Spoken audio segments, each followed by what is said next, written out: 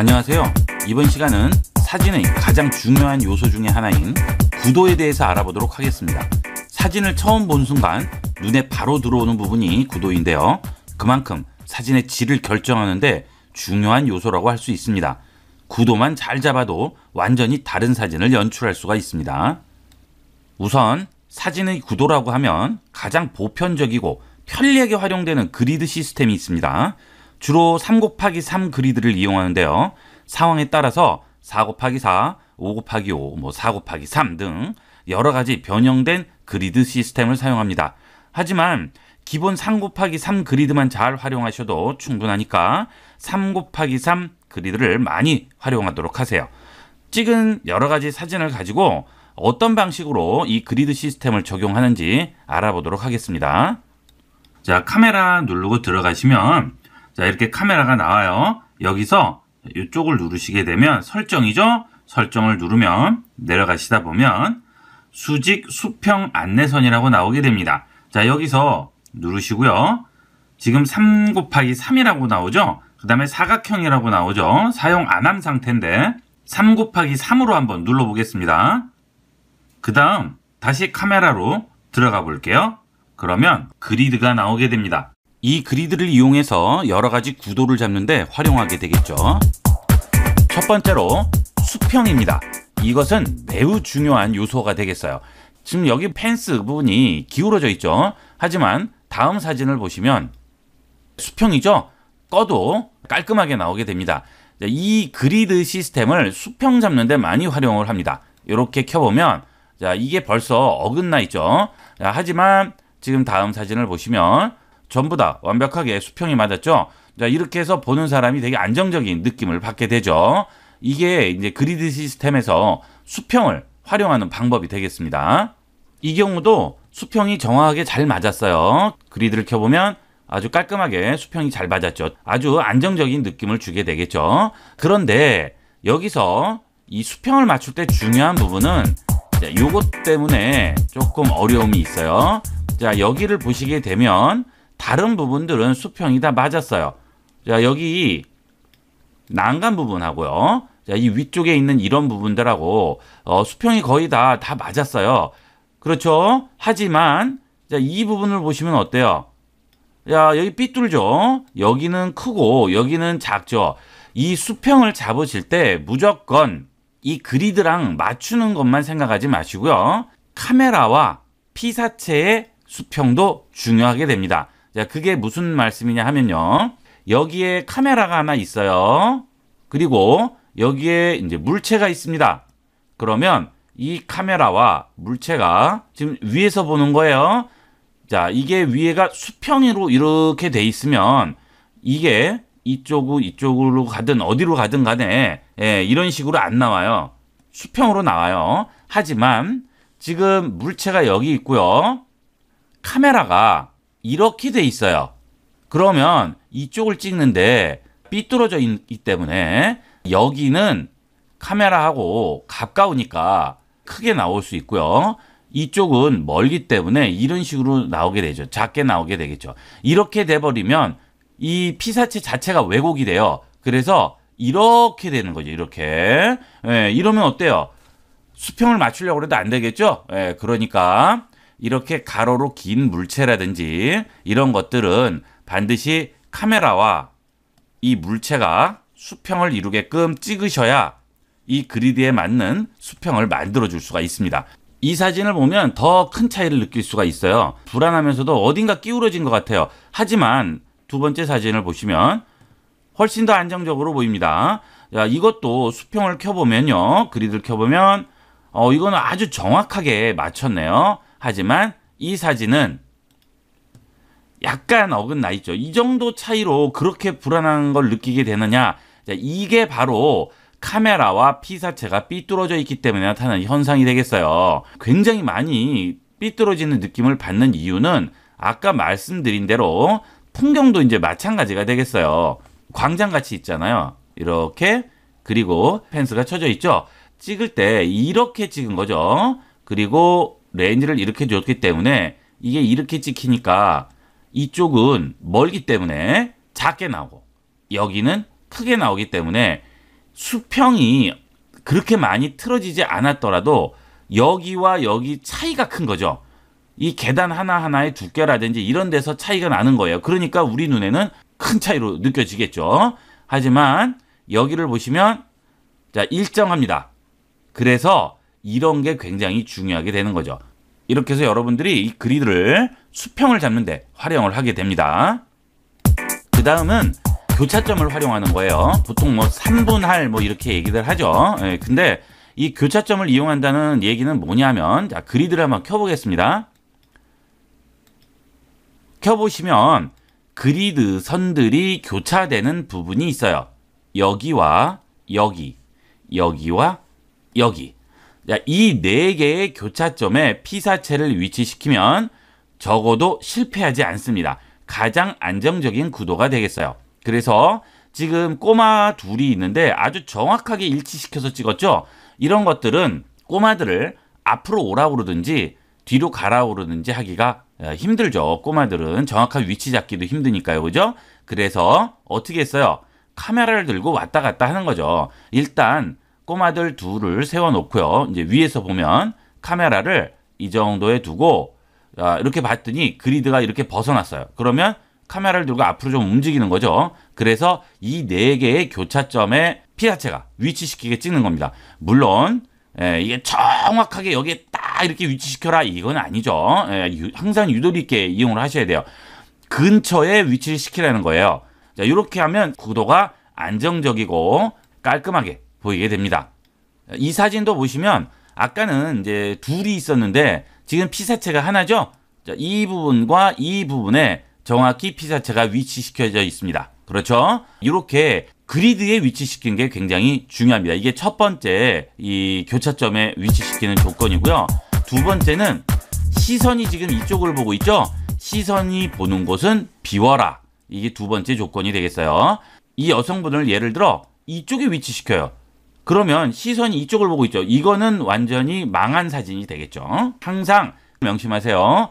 시선, 그 다음에 열린 부분이라는 것은 지금 이제 이 여성분은 얼굴만 돌려 있는데 몸통이 이제 돌아가 있을 경우에는 그 부분을 비워두는 겁니다. 자, 그걸 한번 보도록 하겠습니다. 이 경우도 그리드에 정확히 위치되어 있습니다. 그리고 열린 부분이라고 하죠. 지금 몸통이 앞을 보는 게 아니고요. 이쪽 방향을 몸통이 보고 있죠. 얼굴도 이제 이쪽을 보고 있어요. 그렇게 되면 이쪽을 비우는 거죠. 두 번째예요. 시선 둔 쪽을 비워라. 그 다음에 열린 부분 쪽을 비워라. 꼭 명심하시고 찍으시면 절대 실패하지 않는 사진이 나옵니다. 이 경우는 열린 부분이 있긴 하지만 시선이 정면을 보고 있죠. 그리고 주제가, 이 피사체의 주제가 하나죠. 이럴 때는 그리드의 중간에 갖다 놓는 거죠. 이렇게 보시면 정확하게 중간에 위치해 있습니다. 이런 식으로 거의 뭐 정확하게 들어갔죠. 그죠? 이런 것들은 작가분들이 찍는 사진은 아주 정확합니다. 자, 이런 꼬마를 이런 데다가 위치를 시키면 주제가 옆으로 비껴나 버리니까 이런 부분은 아예 정확히 중앙에 위치를 시키게 됩니다. 아무리 눈썰미가 좋다고 해도 그냥 그리드 없이 중앙에 이렇게 정확하게 위치시키는 건 정말 힘들어요. 카메라를 많이 가지고 찍는 사람도 그거는 힘듭니다. 그래서 항상 이 그리드를 이용하는 거죠. 그러면 정확하게 나올 수밖에 없죠. 이 경우도 정면을 보고 있죠, 꼬마가. 그러니까 어때요? 그리드의 중앙에 위치되게 돼 있죠. 보시면 자, 한 치의 어긋남도 없는, 오차가 없는 정확한 중간이 되겠습니다. 이런 사진들은 무조건 그리드 키고 찍은 거죠. 이 부분도 보시면 그리드를 켜보면요, 정확합니다. 한 치의 어긋남도 없습니다. 완전히 정확하게 들어가죠. 이분은 아예 정석대로 찍는 분이 되겠어요. 자, 그러면 이 꼬마 또 한 명은 어떻게 돼 있어요? 옆에 와 있죠, 그죠? 하지만 지금 이제 주제 부분에서 이 중간을 그리드에 이쪽에 갖다 놓게 되면 아무래도 이 꼬마가 이제 옆으로 너무 밀려나니까 이 꼬마를 기준으로 잡은 것 같아요. 이 꼬마는 또 이 중간에 딱 프레임에 들어오게 되겠죠. 그렇게 해서 구도를 이렇게 잡았습니다. 이런 것들을 보시면 여러분이 이 어떻게 활용하는구나 잘 알 수가 있어요. 그래서 다른 사진들을 많이 여러분이 보시면 도움이 많이 될 거예요. 자, 이 사진도 보시면 그리드에 이렇게 위치가 돼 있죠. 근데 좀 어긋나 있지 않냐? 그리드를 활용하라는 거는 그거를 최대한 이용하라는 거지 정확하게 갖다 놓으라는 얘기가 아닙니다. 이번에는 이 그리드 시스템에 칸을 이용하는 방법이 되겠습니다. 여기는 보시면 이 그리드는 무시했죠. 그리드 교차점들은 무시를 하고요. 칸을 활용했습니다. 이쪽 칸을 채웠죠. 예, 이런 경우도 있죠. 그래서 극명한 효과를 봅니다. 그 대신 이렇게 할 경우에는 이렇게 잘려서 나오는 경우가 많죠. 자, 그 대신 이렇게 했을 때는 배경이 너무 돋보여 버리면 안 돼요. 이때는 배경을 많이 날려줍니다. 이런 식으로 보케라고 하죠. 배경이 아주 멀리 있거나 이럴 때는 이쪽만 도드라지게 보여서 효과를 더 주는 거죠. 이거는 이렇게 찍는 경우도 있습니다. 그러니까 지금 수평과 그 다음에 교차점을 말씀을 드렸는데 이 세 번째 칸은 이제 점점 응용을 하는 부분이 되겠죠. 교차점뿐만이 아니고 칸도 활용을 하게 되는 겁니다. 그러면 이 사진은 뭘까요? 자, 이 사진은 전혀 교차점이 활용되지 않았다라고 생각할 수 있어요. 이런 교차점들을 사람이 주제인데 전혀 활용을 안 했다. 활용했습니다. 자, 뭘로 활용했어요? 이것은 빌딩이 있죠. 이 빌딩은 세로로 전부 다 나와 있죠. 그렇죠? 자, 이 빌딩에 보시면 교차점에 정확하게 위치가 되어 있습니다. 그래서 자, 안정적인 구도를 보여주는 거죠. 예, 이래서 여러분들이 이 교차점을 꼭 사람에만 쓰는 게 아니고 사물에도 적용을 시킬 수 있고 그 다음에 뭐 일반 물체에도 적용을 시킬 수 있고 여러 가지로 적용을 하게 됩니다. 그런데 그것을 어디에 적용하느냐에 따라서 여러 가지 다양한 사진들이 나오게 되겠죠. 만약에 이 교차점을 사람에게 적용을 할 때는 이 교차점이 여기에 오고 이 교차점은 이쪽에 오게 되겠죠. 그러면 사진이 더 확대가 되게 될 겁니다. 그러면 배경이 많이 없어지죠. 그 사진과 이 사진은 분위기가 틀리겠죠. 예, 이 사진 같은 경우에는 빌딩에 교차점을 둠으로써 좀 더 넓게 보이는 광각 효과를 좀 보이는 그런 사진이 되겠죠. 예, 여러분들이 찍을 때 어디에 주안점을 둘지를 잘 생각을 하시면 되겠어요. 이 사진도 칸을 활용한 사진이 되겠습니다. 이거는 3명이 서 있죠. 이 3명을 각각 칸 안에 전부 배치를 시켰죠. 이렇게. 그 대신 똑같이 이렇게 칸을 줘버리면 너무 딱딱해 보이니까 이쪽은 약간 붙이고 이쪽은 띄움으로써 약간 변화를 줬는데 어쨌든 중요한 거는 이 칸을 더 활용했다는 거죠.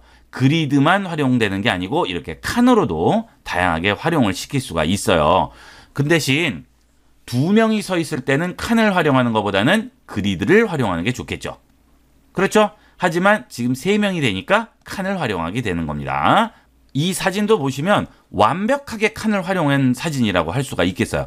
자, 얼굴, 주제가 얼굴이 되겠죠. 손목 이런 게 주제가 아니죠. 그죠? 그러니까 이 얼굴을 정확하게 중앙에 위치를 시키고요. 나머지 칸들은 나머지 몸 부분들을 전부를 배치를 시킨 거죠. 하지만 이 여자의 시선은 어디를 향하고 있죠? 이 여성분의 시선은 상단을 향하고 있죠. 그러니까 얼굴이 밑에 와버리면 이게 이상하겠죠. 그죠? 그러니까 중앙에 주제를 배치시키고 위쪽을 비워놓은 겁니다. 이렇게. 그럼으로써 시선 가는 방향을 비우고 그 다음 칸을 활용을 한 겁니다.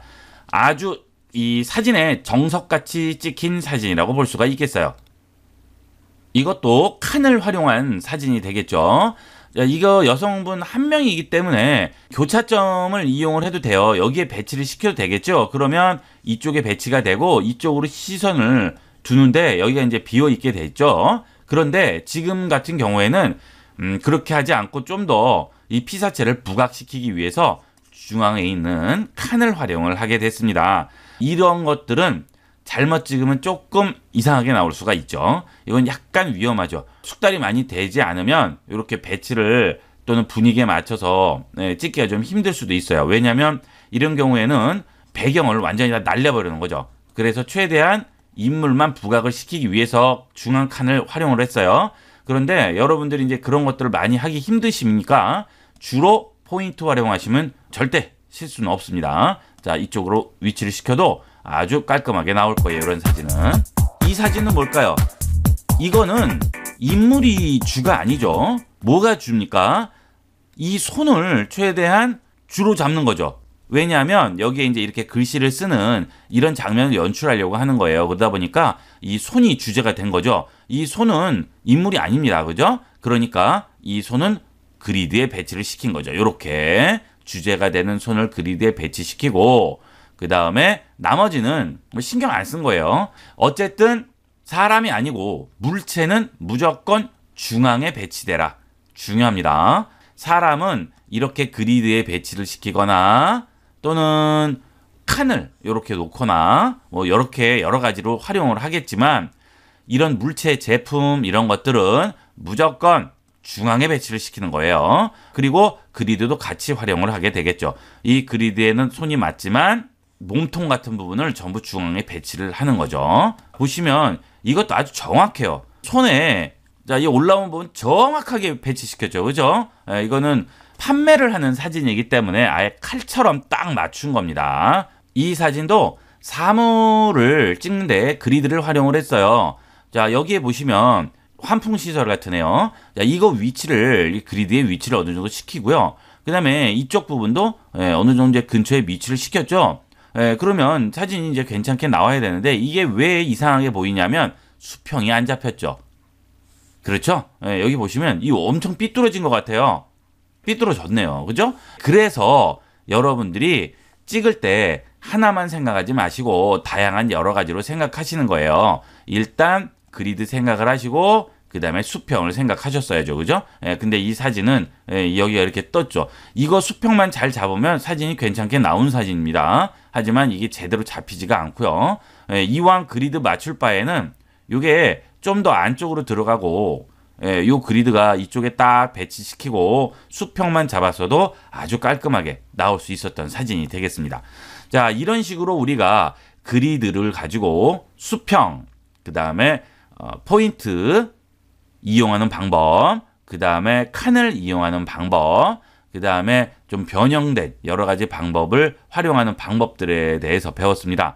자, 이런 원칙만 여러분이 지키셔도 여러분이 찍는 사진은 지금하고는 완전히 틀린 사진이 될 수 있어요. 하지만 이런 건 찍으실 때 반드시 생각하시면서 찍으셔야 돼요. 어떻게 하면 좀 더 구도에 맞고 좋은 사진이 나올 것인가. 그게 이제 여러분이 점점 실력이 느는 가장 기본적인 방법이 되겠습니다. 이번 시간은 여기까지 하도록 하겠습니다. 감사합니다. 컴퓨터를 배우고자 하신다면 ib컴퓨터교육.com을 추천드립니다.